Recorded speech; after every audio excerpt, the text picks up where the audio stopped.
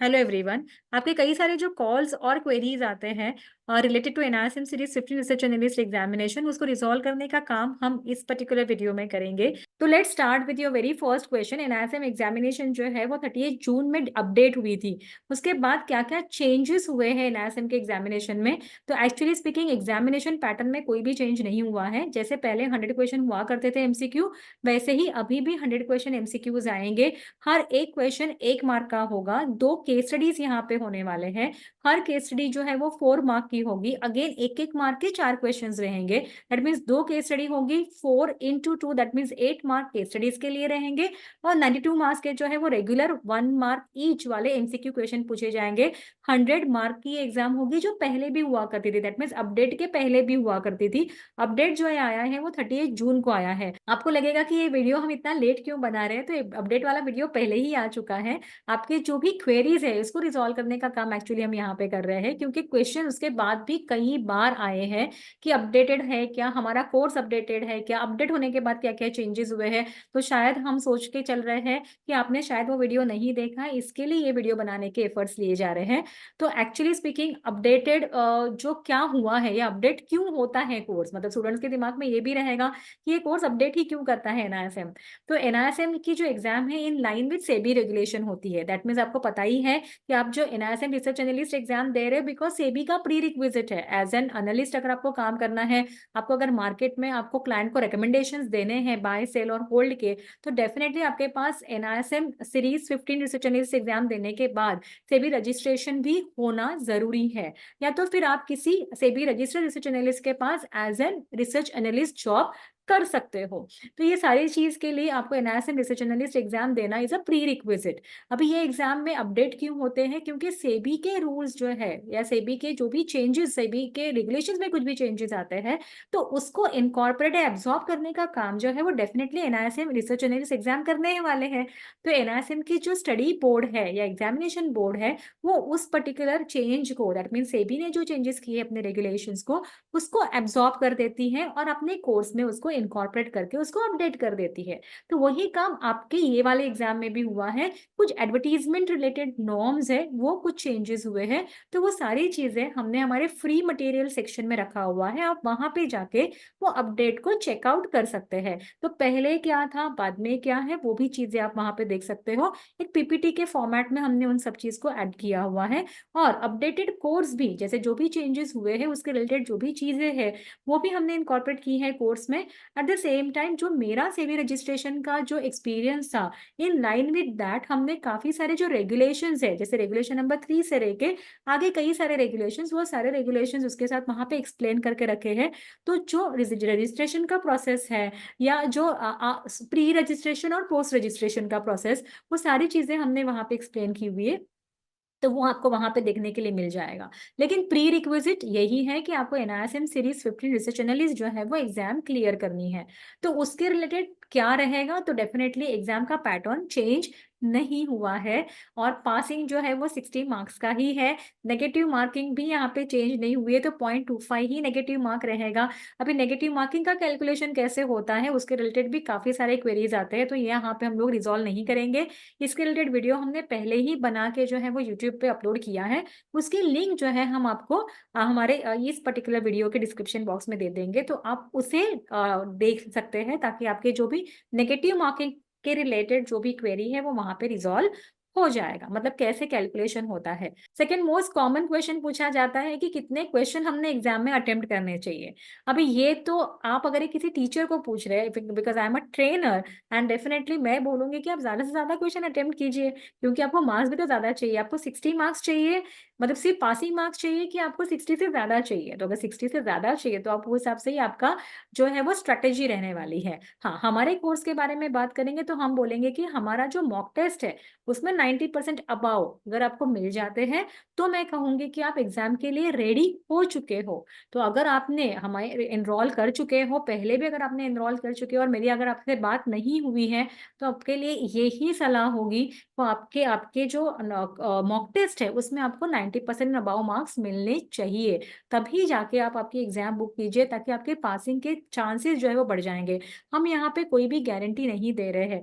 मेरा इतने साल का जो स्टडी टीचिंग एक्सपीरियंस रहा है, उसके साथ में एक ही बोल सकती हूँ कि आपका डेडिकेशन, आपका इन्वॉल्वमेंट यहाँ पे बहुत ज़रूरी है।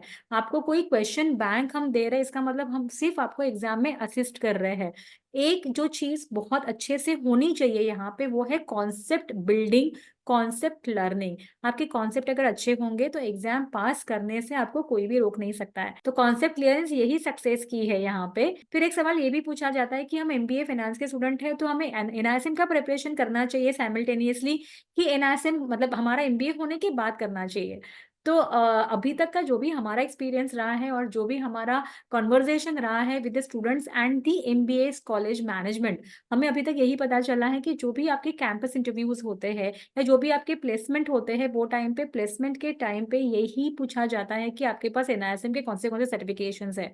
तो क्यों ना इनको रेडी करते हुए ही हम हमारे जो प्लेसमेंट है या हमारा जो कैंपस इंटरव्यू होने वाला है उसको हम फेस करें, ताकि आपके जो एब्जॉर्ब करने के, इंडस्ट्री एब्जॉर्ब करने के जो चांसेस है वो भी बढ़ जाएंगे। अभी एमबीए फाइनेंस के लिए कौन से सर्टिफिकेशंस होने चाहिए, तो मतलब ऐसा देखा जाए कि जो इंटीरियर के कॉलेजेस होते हैं एमबीए के, वहां पे NISM mutual fund distributor course मांगा जाता है, जो आइडियली एमबीए फाइनेंस स्टूडेंट्स के लिए नहीं है। स्टिल आपको अगर सपोज ये कोर्स मांगा जाता है तो वो करना चाहिए। मतलब एमबीए फाइनेंस के स्टूडेंट्स अगर म्यूचुअल फंड डिस्ट्रीब्यूटर कर रहे हैं तो कुछ बहुत ज्यादा in line with your study नहीं है, क्योंकि फाइनेंस के बच्चे हैं तो कहीं जाके रिसर्च एनालिस्ट के एग्जाम देंगे, कहीं जाके इन्वेस्टमेंट एडवाइजर के एग्जाम देंगे, कहीं जाके इक्विटी डेरिवेटिव, करेंसी डेरिवेटिव के एग्जाम देंगे या इंटरेस्ट रेट डेरिवेटिव के एग्जाम देंगे। तो ये हम एक्सपेक्ट करते हैं, लेकिन ये थोड़ी सी नेगेटिव बात हो जाती है कि यस, आपके प्लेसमेंट में बहुत बार म्यूचुअल फंड डिस्ट्रीब्यूटर के एग्जाम के लिए पूछा जाता है। म्यूचुअल फंड डिस्ट्रीब्यूटर के एग्जाम आप दे सकते हो क्योंकि कंप्लीट म्यूचुअल फंड का जो फील्ड है वो आपकी तरफ ओपन अप हो जाता है। इन्वेस्टमेंट एडवाइजर लेवल 1 और 2 जो है वो काफी इंटरेस्टिंग है एज एन इन्वेस्टर, क्योंकि कभी जाके आगे हम इन्वेस्टर भी बनने ही वाले हैं, कुछ ना कुछ इन्वेस्टमेंट हमारी होने वाली है। तो ये जर्नी में आपको इन्वेस्टमेंट एडवाइजर जो एग्जाम है वो भी काफी मदद करेगी। एनआईएसएम सीरीज 15 रिसर्च एनालिस्ट की अगर पर्टिकुलरली बात करें तो बहुत सारे एमबीए कॉलेज के जो प्रोफेसर्स हैं उन्होंने अपने स्टूडेंट्स को ये एग्जाम देने के लिए इंसिस्ट किया हुआ है। तो एक बहुत अच्छा मूव है from the college professor that they are making them aware about what the industry wants from them. तो बेसिकली ये एग्जाम के लिए आपको प्रिपेयर होना चाहिए, बहुत अच्छा एक एडिशनल एडवांटेज हो जाएगा आपके लिए। ये एग्जामिनेशन जो है वो बीकॉम और एमकॉम के स्टूडेंट्स के लिए भी इतनी ही इंपॉर्टेंट है। तो एनआईएसएम के जो भी सर्टिफिकेशंस है और पर्टिकुलरली कंपलसरी कैटेगरी के सर्टिफिकेशंस मैं बोल रही हूँ यहाँ पे, वो आप लेने की कोशिश कीजिए। एटलीस्ट 5 सर्टिफिकेट आपके पास होने चाहिए, क्योंकि 1500 की एग्जाम है। सेबी बैक करती है एग्जाम को, मतलब एक पर्टिकुलर एरिया में काम करना है, अगर आपको टर्मिनल पे काम करना है, आपको एफएनओ सेक्टर में काम करना है, तो आपके पास डेरिवेटिव का सर्टिफिकेट होना कंपलसरी है। अगर एज एन एनालिस्ट काम करना है, रिसर्च एनालिस्ट सर्टिफिकेट होना कंपलसरी है। फिर वो सीए है, सीए से सीए में जो भी है, सीएफए है, ऐसे स्टूडेंट्स भी हमारे पास एनरोल है, क्योंकि उनको ये सर्टिफिकेट तो कंपलसरी है। तो अगर आपको रिकमेंडेशंस देने हैं आगे जाके, आपको इंडिपेंडेंट रिसर्च एनालिस्ट बनना है या किसी रिसर्च एनालिस्ट फर्म में आपको अगर काम करना है, तो भी ये सर्टिफिकेट जो है वो बहुत इंपॉर्टेंट होने वाला है। तो आजकल सभी बच्चों को एनालिसिस करना होता है, हमें एनालाइज करना है, हमें इकोनॉमी एनालाइज करनी है, सेक्टरल एनालिसिस करना है, हमें रिपोर्ट बनाना है, लेकिन ये सर्टिफिकेट आपको एक वेटेज, एक वैलिडेशन देता है। तो डेफिनेटली ये सर्टिफिकेशन का एक अपना ही इंपॉर्टेंस है। और बाकी जो सर्टिफिकेशन आप दे सकते हैं, क्योंकि एनआईएसएम के सर्टिफिकेट्स बहुत ज्यादा एक्सपेंसिव नहीं होते हैं और इनका वेटेज जो है मार्केट में बहुत ज्यादा है। तो कैपिटल मार्केट में अगर आपको एंट्री करनी है, कैपिटल मार्केट में अगर आपको करियर करना है, तो एनआईएसएम के सर्टिफिकेट को आप इग्नोर नहीं कर सकते हैं। इनफैक्ट इन सर्टिफिकेट को ही आप ज्यादा इंपॉर्टेंस दो, क्योंकि इनका कोर्स वर्क जो है, ये सारी चीजें कॉम्प्रिहेंसिवली एक्चुअली यहाँ पे कवर की गई है। हम यहाँ पे आपको कैसे हेल्प कर सकते हैं, हमारे कोर्स वर्क की हम बात करेंगे तो ये रिकॉर्डेड लेक्चर्स है। तो हम यहाँ पे आपको ऑनलाइन लेक्चर्स या ऑफलाइन लेक्चर प्रोवाइड नहीं करते हैं। Please keep this in mind, क्योंकि अगर आपको लगता रहेगा कि हम कहीं ऑफलाइन है, तो ऑल ओवर इंडिया में इस कोर्स की जरूरत है स्टूडेंट्स को, तो हम अपने आप को ऑफलाइन नहीं रख सकते, हम एक छोटे से बंच ऑफ स्टूडेंट्स को नहीं सिखा सकते। Definitely we want to reach out to everyone.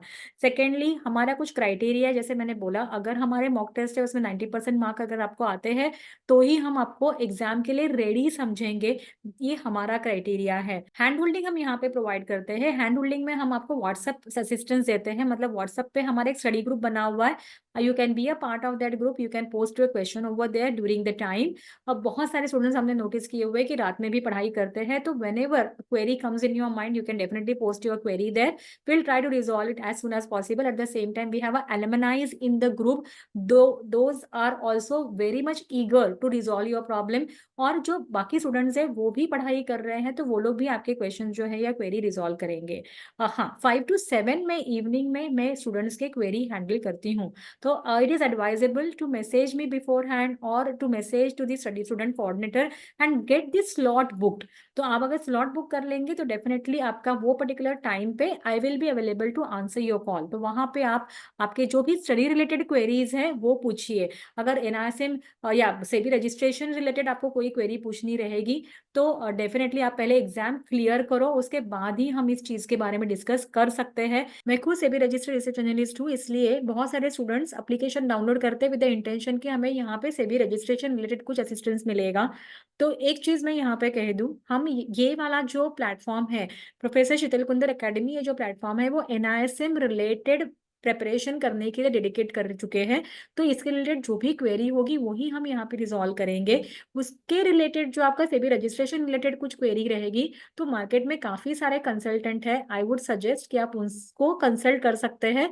थोड़ी बहुत क्वेरी हम हैंडल कर सकते हैं, लेकिन हम आपका कोर्स सभी लेंगे अगर आप हमें सेबी रजिस्ट्रेशन के लिए मदद करेंगे। तो ये प्लेटफॉर्म उसके लिए नहीं है। I am really sorry to say that, लेकिन ऐसे टाइप के क्वेश्चन जो है हम बहुत एवरी डे एनकाउंटर कर रहे हैं, and this is a very genuine effort from my side to provide you with such a course which will help you clear your exam. I'm not giving you any 100% guarantee कि आप हमारे पास join करो तो हम 100% clear करके देंगे। ऐसा कोई भी हमारे पास फॉर्मूला नहीं है। Hard work is the only formula to clear any exam. NISM series 15 research analyst जो है एक मॉडरेट डिफिकल्टी लेवल की एग्जाम है, एक बहुत इजी एग्जाम भी नहीं है, लेकिन हाँ सीए सीएफए यूपीएससी जैसे डिफिकल्ट एग्जाम भी नहीं है। एक टिपिकल लेवल का जो प्रेपरेशन चाहिए होता है कोई भी एग्जाम पास करने के लिए, उतना प्रेपरेशन रिक्वायर्ड रहेगा। उसके लिए जो भी हेल्प चाहिए होगी उसके लिए हम वहां पे है। Before I and I would handle 2 more questions. एक है कि मोस्ट डिमांडेबल एग्जाम कौन सी है। तो यहाँ पे मोस्ट डिमांडेबल एग्जाम जो है वो आज के दिन में मुझे रिसर्च एनालिस्ट इन्वेस्टमेंट एडवाइजर ज्यादा दिख रही है, बिकॉज उसके लिए क्वेरी ज्यादा आती है। लेकिन हाँ, म्यूचुअल फंड डिस्ट्रीब्यूटर भी उतनी ही डिमांडेबल एग्जाम है, क्योंकि बैंक में जो काम करना चाहते हैं, मुझे लगता है काफी सारे बैंक एम्प्लॉयज को एग्जाम जो है वो कंपलसरी कर दी है, क्योंकि बैंक मर्केंटाइज करता है म्यूचुअल फंड और इंश्योरेंस प्रोडक्ट को, और उसके लिए उनको आईआरडी एग्जाम इंश्योरेंस के कैटेगरी में और म्यूचुअल फंड के कैटेगरी में MFD, that mean NISM MFD exam जो है वो कंपलसरी की है। तो जो लाखों बच्चे एग्जाम दे रहे हैं एनआईएसएम के, मैक्सिमम बच्चे जो है वो एमएफडी देते हैं, और कई कई सारे बच्चे आज के डेट में जो है एनआईएसएम रिसर्च एनालिस्ट एग्जाम देने के लिए पसंद करते हैं। तो यहाँ पे देखा जाए तो mutual fund distributor, equity derivatives, research analyst, investment advisor level 1 और 2 एंड करेंसी डेरिवेटिव्स, ये जो एग्जाम है वो यूजुअली ज्यादा डिमांड में रहती है। लास्ट में और एक सवाल यहाँ पे कवर करेंगे, इस curriculum difficult for non commerce students. तो कॉमर्स स्टूडेंट और नॉन कॉमर्स स्टूडेंट ऐसे कोई भी यहाँ पे डिफ्रेंसिएशन करने की जरूरत नहीं है। आपको अगर फाइनेंशियल स्टेटमेंट रीड करने के लिए आते हैं, फाइनेंशियल टर्मिनोलॉजी समझ में आते हैं, तो ये एग्जाम आपके लिए डिफिकल्ट नहीं होगी। कई सारे कॉमर्स स्टूडेंट्स हमारे पास एनरोल्ड है जिनको कई कुछ भी फाइनेंस के टर्मिनोलॉजीज नहीं आते हैं। ओके, उनको अकाउंटिंग आता है, कॉमर्स के स्टूडेंट्स को ज्यादातर अकाउंटिंग आता है, उनको फाइनेंस बहुत ज्यादा नहीं आता है। तो कॉमर्स स्टूडेंट्स है या नॉन कॉमर्स स्टूडेंट्स है, हम सभी को एक ही कैटेगरी में रखते हुए ही हमने ये कोर्स प्रिपेयर किया हुआ है। तो you have a good clarity about the financial terminology, definitely exam आपके लिए डिफिकल्ट नहीं जाने वाली है। बहुत सारे प्रोफेशनल्स जो है वो एग्जाम ये देते हैं क्योंकि ये उनके प्रोफेशन की डिमांड होती है।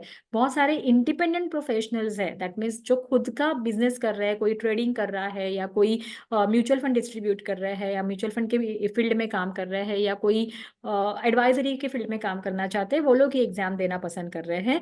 और स्टूडेंट कैटेगरी की जो अगर मैं बात करूं, जिनको कैपिटल मार्केट में करियर करना है, तो डेफिनेटली ये जो 4-5 सर्टिफिकेशंस के बारे में हमने डिस्कस किया, वो सर्टिफिकेशंस आपके सीवी में होना जरूरी है। अपार्ट फ्रॉम दैट डेफिनेटली आप सीएफए कर सकते हैं, सीएमटी कर सकते हो, एफआरएम कर सकते हो, फाइनेंशियल मॉडलिंग कर सकते हो।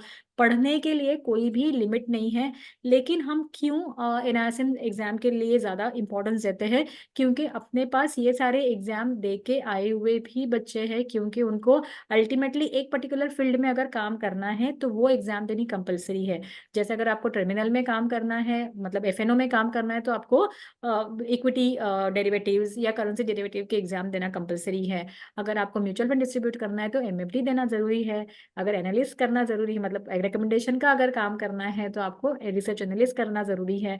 तो वो पर्टिकुलर एग्जाम जो है वो कंपलसरी सेबी के थ्रू हुई है, सेबी ने कंपलसरी की हुई है कि ये पर्टिकुलर फील्ड में काम करना है तो ये एग्जाम कंपलसरी है, तो आपको उसके लिए रेडी होना ही पड़ेगा। तो इसके लिए कोई एक्सक्यूज नहीं है। तो चॉइस आपकी आती है एग्जैक्टली आपको इंडस्ट्री के लिए रेडी होना है तो कितने सर्टिफिकेट आपके सीवी में रहने चाहिए। प्रोफेशनल्स दे नो क्लियरली, उनका अपना जो है वो फंडा क्लियर है, उनको क्या करना है, उनकी स्ट्रेटेजी रेडी है। स्टूडेंट फ्रेटर्निटी जो है वो काफी ज्यादा कंफ्यूज है, तो वहां पे आप एनआईएसएम सर्टिफिकेट 4 5 6 जो भी कंपलसरी है वो करो, ये मेरा आपके लिए गाइडेंस रहेगा। So I hope you'll take the best decision for your life. Thanks for watching and happy learning.